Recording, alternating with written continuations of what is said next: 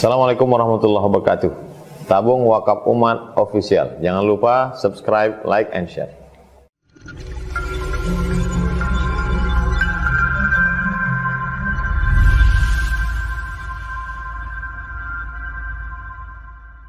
Warahmatullahi wabarakatuh. Alhamdulillah wassalatu wassalamu ala Rasulillah wa la haula wa la quwwata illa billah. Asyhadu an la ilaha illallah wahdahu la syarikalah wa asyhadu anna Muhammadan abduhu wa rasuluhu la nabiyya ba'dah. Jamaah yang dimuliakan Allah Subhanahu wa taala. Setiap bulan itu ada keistimewaan tersendiri. Bulan yang paling istimewa dalam 12 bulan itu dikenal dengan bulan Ramadan. Dia memiliki makna tersendiri, memiliki kemuliaan dan keagungan tersendiri. Ramadan diambil dari 3 huruf Ra Mim Dha. Ra Mim Dha bisa bermakna membakar, bisa bermakna menyiram. Kalau dia bermakna membakar dosa-dosa 11 bulan sebelum memasuki Ramadan. Kalau dia maknanya menyiram, Ramdha, hujan yang turun menghilangkan debu-debu yang ada pada daun, bersih, hijau. Padahal ketika ditimpa debu kusam, tapi turun hujan sebentar menghilangkan debu-debu itu.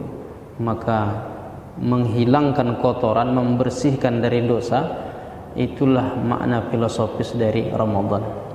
Ramadan sudah kita lewati, masuk ke bulan Syawal. Syawal pula bermakna naik atau peningkatan. Orang Arab biasa menyebut Syawal itu penggunaannya digunakan untuk menunjukkan timbangan, yang satu naik ke atas, satu turun ke bawah. Kan ada timbangan yang kiri kanan itu apa namanya Ustaz? Masukkan sesuatu kan ada naik nanti sebelah kanan. Nah, yang naik ini disebut Syawal. Ada lagi penggunaannya untuk ekor. Semua ekor turun ke bawah, tapi ada ekor yang naik ke atas. Ekor apa itu? Ekor kalajengking. Nah, ekor kalajengking itu naik. Nah, ekor kalajengking itu dalam bahasa Arabnya Syawal. Apa maknanya? Di bulan Syawal diharapkan ibadahnya meningkat, naik, meningkat. Lewat kita bulan Syawal, masuklah kita ke bulan Dzulqa'dah. Hari ini kita berada di tanggal 3 atau 4? Tanggal 3 atau 4 Ustaz? Lihat aja lah nanti. 4 ya. Pokoknya antara 3 dan 4 lah ya. Nah, kalau ragu ya. Nah, artinya kita berada di awal-awal bulan Dzulqa'dah. Dzulqa'dah itu pun memiliki makna tersendiri. Dalam bahasa Arab, Dzulqa'dah itu bermakna ada 2 kata. Satu dzu, yang kedua qa'dah. Dzu itu dalam bahasa Arab artinya memiliki. Dzul fikri, memiliki pikiran, berakal.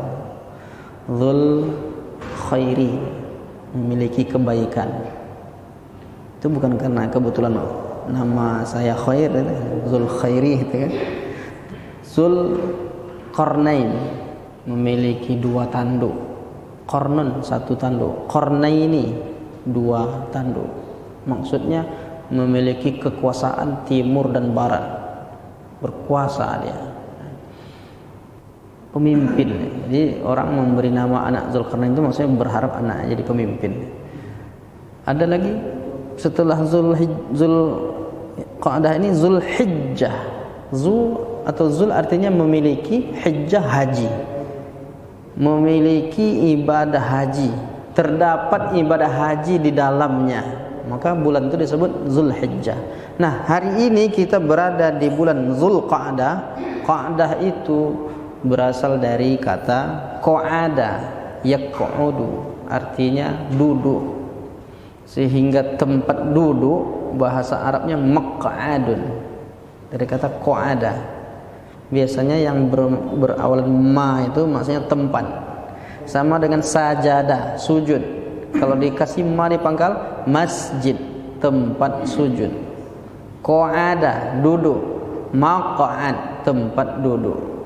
Makanya ada hadis tentang orang yang berdusta atas nama Nabi itu, man kadzaba alayya muta'ammidan falyatabawwa maq'adahu 'alan niran atau minan nar. Siapa yang berdusta atas namaku, siap-siap tempat duduknya. Maq'adahu, tempat duduk. Qa'dah artinya duduk. Mengapa bulan ini disebut Dzulqa'dah? Bulan yang terdapat duduk di dalamnya. Artinya bulan Dzulqa'dah itu kita disuruh banyak duduk, itu maksudnya banyak duduk menghadiri majelis ilmu. Ini kan duduk nih, banyak duduk baca Quran, duduk berzikir. Artinya ibadahnya mulai dilakukan dengan serius lagi. Ramadan sudah serius, terus Syawal boleh jadi udah hari raya, jadi dengan kesibukan kita, dengan bergembiranya, tapi kadang-kadang bisa melalaikan dan melupakan kita. Nah, ketika masuk bulan Dzulqa'dah diingatkan lagi, duduk lagi, bermajelis lagi. Makanya banyak majelis ilmu tuh baru dimulai di bulan Dzulqa'dah ya. Bulan Syawal tuh belum ada juga yang dah mulai. Artinya apa? Dzulqa'dah ini mereview, mengingatkan kita kembali tujuan kita dihidupkan oleh Allah Ta'ala, tujuan bahwa kita ini hidup untuk beribadah. Nah, dengan itu kita pun sadar bahwa kita sedang berada di bulan Dzulqa'dah, yang memang bulan Dzulqa'dah ini bukan bulan biasa. Berapa banyak orang menganggap Dzulqa'dah itu biasa-biasa saja karena tidak dipopulerkan. Terus mestinya gimana? Bulan Dzulqa'dah ini bulan mulia, bulan haram. Dalam Al-Quran disebutkan minha arba'atun hurum. 12 bulan itu ada 4 bulan haram. Bahkan dia menempati urutan pertama yang disebut Nabi ketika menjelaskan salasatun mutawaliyat, 3 bulan berturut-turut, Dzulqa'dati wa Dzulhijjati wal Muharram. 3 bulannya berturut-turut nih. Mulainya dari bulan Dzulqa'dah ini.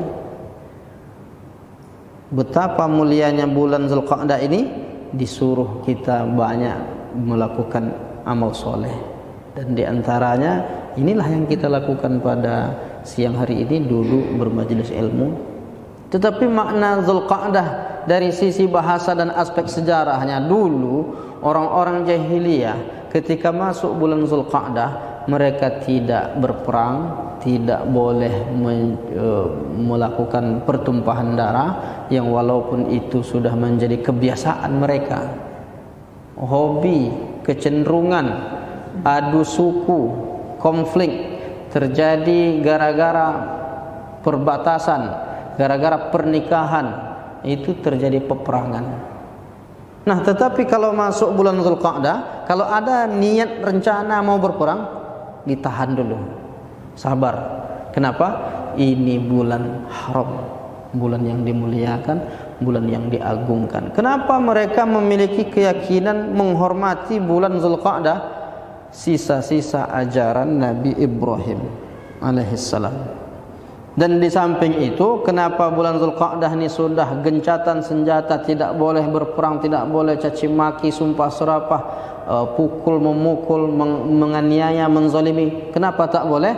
Persiapan dan menjaga perjalanan ibadah haji. Jadi ibadah haji itu dilaksanakan, perjalanannya sudah dimulai sejak bulan Dzulqa'dah, supaya orang-orang yang berangkat haji ini tidak diganggu, tidak dizalimi, tidak dianiaya, dirampok, dirampas. Maka mereka sepakat bulan Dzulqa'dah tidak boleh terjadi perampasan, perampokan dan lain sebagainya. Dan itu disepakati.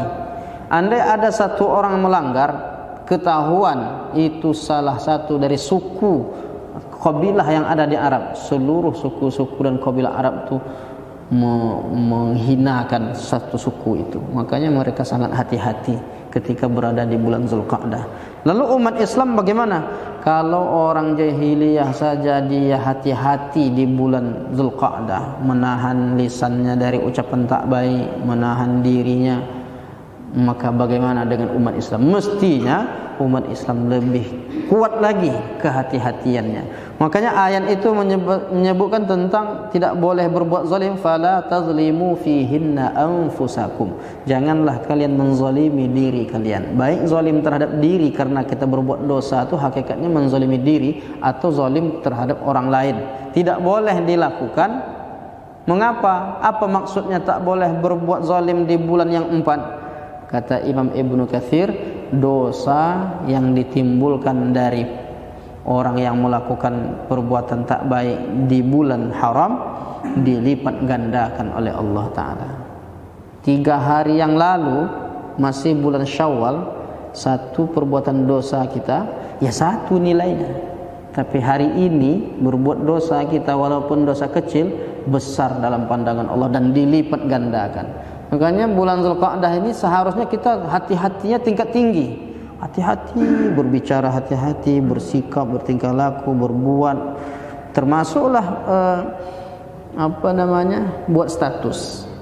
Buat status kan caci maki, sumpah serapah, atau komentar di bawah postingan kan.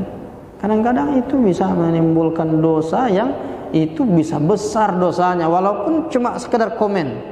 Hati-hati, mungkin lisan kita tak berbicara, sumpah serapah, tapi tangan kita yang mengungkapkan isi hati kita.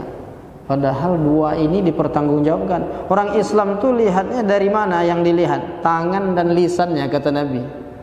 Al-muslimu man salimal muslimun min lisanihi wa yadihi. Orang Islam itu orang lain selamat. Orang lain selamat dari lisan dan tangannya. Jadi tangannya diminta pertanggungjawaban. Kalau dulu orang nggak ada yang buat status umpama seperti itu. Kalau tangannya memang menganiaya langsung, menzolimi langsung. Hari ini tangannya banyak berbuat. Padahal tangan ini akan berbicara nanti di akhirat. Al-yawma nakhtimu ala afwahihim. Pada hari ini kami kunci mulut mereka. Lidah, lisan kita tak bisa berbicara di akhirat. Wa tukallimuna aydihim, tapi tangan kami buat berbicara, bersaksi dia di hadapan Allah. Dulu saya pernah buat status tak baik. Nah, ini artinya bahwa kita perlu berhati-hati di bulan Zulqa'dah. Dan ini bukan hanya Zulqa'dah, 3 bulan ke depan kita harus tetap berhati-hati. Kalau 3 bulan berturut-turut ini kita tinggi kehati-hatiannya, diharamkan sudah terbiasa berhati-hati sehingga terus sampai akhir hayat kita berhati-hati dari hal-hal yang tak baik. Nah itu, jadi ini pembelajaran dan ini riyadhah. Artinya ini pelatihan, bulan pendidikan, mendidik kita 90 hari disuruh untuk menahan diri, lisan, tangan, perbuatan, supaya setelah keluar dari bulan Muharram nanti, 3 bulan setelah ini, kita sudah terbiasa menahan diri dari hal-hal yang dilarang oleh Allah Ta'ala. Termasuklah larangan-larangan yang lain akan kita masuki nanti menjelang masuknya tanggal 1 Zulhijjah. Itu kan ada larangan lagi. Memang banyak hal-hal yang mendidik kita nih. 3 bulan ini hal-hal yang mendidik kita banyak. Di antaranya man ra'a hilala Zulhijjah, siapa yang memasuki bulan Zulhijjah, lihat dia hilal bulan Zulhijjah, wa arada ahadukum ayyudhhiya, dan di antara kalian ingin berkurban, falyumsik an sya'rihi wa azfarihi, hendaklah menahan diri dari memotong kuku, memotong rambut. Masuk tanggal 1 Zulhijjah, yang mau berkurban tahan diri, tidak potong kuku. Padahal potong kuku itu sunnah, hari Jumat sunnah. Tapi untuk masuknya bulan Zulhijjah dilarang, disuruh menahan diri. Jadi termasuk juga orang yang melaksanakan ibadah haji, itu banyak larangan ihram. Jadi memang di 3 bulan ini banyak proses pendidikan yang kita lewati, tapi banyak juga orang Islam biasa-biasa saja. Ada juga yang berpendapat itu Pak Ustaz, Yang dilarang itu bukan memotong kuku kita. Terus kuku siapa? Kuku kambing yang mau dikurban. Kuku sapi yang mau dikurbankan itu yang tak boleh dipotong. Bulunya itu yang tak boleh dipotong, digunting. Nah, itu pendapat yang syadz. Tapi mayoritas ulama, Imam An-Nawawi menyebutkan yang dimaksud wa arada ahadukum ayyudhiya, jika kalian ingin berkurban, hendaklah menahan diri kita untuk memotong kuku dan mencukur kumis, bulu-bulu badan, rambut dan lain sebagainya, sampai disembelihkan hewan kurban. Jadi kalau mau memotong rambut, potong kuku, ingat-ingat tanggal 30 Zulqa'dah nanti, supaya nanti pas hari pertama sampai 10 hari itu enggak terlalu panjang kuku itu. Jadi kalau udah masuk tanggal 2-3 Zulhijjah, panjang kuku, oh ini mau kurban. Nah, kalau udah tak ada lagi cara lain, terpaksa pakai pendapat yang syadz tadi.